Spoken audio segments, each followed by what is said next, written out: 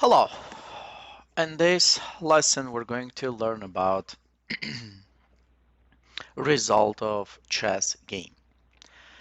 As you know, chess game is being played between two players, and we have three results here. One, we can win. Second, we can lose. And the third one, we can draw the game. Draw means tie. Draw means nobody won the game. And how can we achieve draw? Let's try to discuss it today. To win or lose, these are more obvious moments. So when you get checkmated, you lose the game. If you checkmate your opponent, you win the game. But how do we draw? The first and the most common draw case is when one player is offering draw to other player. Just during the game, if you don't like your position, you say, I offer you a draw.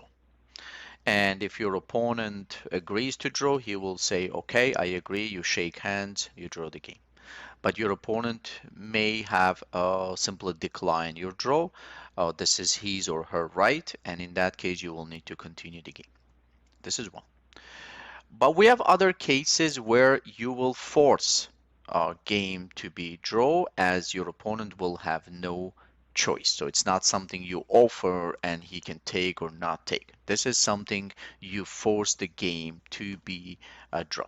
We're going to see those moments. The number one is so-called draw by stalemate. Stalemate is a draw position. For example, in this position, it's white to play, and white plays move rook e3.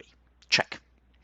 It's forcing black to take the rook, as if king moves, you will win the queen, right?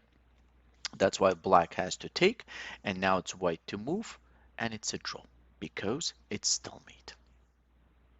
So draw by stalemate is the first one. Now we go to next draw situation. It's called draw by perpetual checks. What it means, perpetual checks? Perpetual checks occurs when one side can give check an unlimited number of times. So you just keep checking, checking, checking. An opponent has kind of has escape out of your checks, but it brings you to the same checks over and over, over and over. So checks are unlimited. An opponent keeps on playing, but he cannot really stop you from checking him in the next move. So it's called draw by perpetual checks. So let's see how it happens. In this position, as you can see, white is down in material. They're pretty much losing the game. Plus, black wants to checkmate, queen g2. Therefore, draw will be a good and desirable result for white. We play queen f6 check, queen e6 check, queen d6. You see, and every time you check, you try to keep this symmetrical positions, just not to get something new, okay? And always have the same things. And draw by perpetual checks. Let's see if black could go to other side of the board. Then you still give him check. If king g8, queen g6, right? Means if here, it will be the same position. If king h7, now I give you checks from here. King h6, check. You go back, I go back. Go back. You see? There is no escape from your checks. In case if they try to advance even more, then you can be really lucky and give him even checkmate. But of course, black should predict it and simply be okay with perpetual checks, which is a draw. Because after some time, you can simply claim for a draw as there is no improvement from your opponent's side, no improvement from your side. It's clear black cannot escape from white's checks, and therefore draw by perpetual check can be declared. Okay, going to next one. Next one is called draw by 3 times repetition. So what is it here? You repeat one position during the chess game 3 times. Let me tell you one thing here. Most of the chess players, young chess players, get a little confused about this moment, as they think 3 times repetition should be in a row. So 3 times in a row you play the same moves, opponent plays same moves, and you can claim for a draw. But in reality, it's not like that. Of course, it can be in a row, and that's normal, but it can also be during the game 3 times. Let's say you had one position after move 20, after move 25, you had the same exact position, same exact. And move number 30, same exact. So as you can see, between the positions, right, we have 5 moves, but you can still claim for a draw as the position is same. Therefore, pay attention to it.